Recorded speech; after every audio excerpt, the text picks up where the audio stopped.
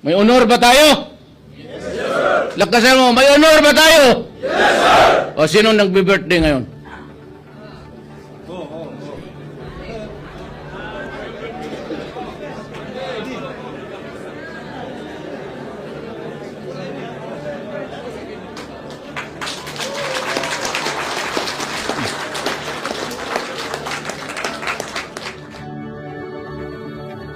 Maaring sa iba ito parang maliit na bagay lamang.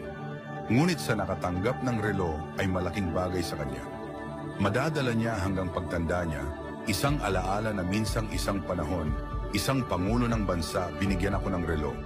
Oo, relo lang sa iba. Ngunit ang paglaanan ka ng oras ng isang presidente ay isang malaking pribilehiyo sa sinumang tao. Ito ay isang alaalang hindi kayang tumbasan ng pera.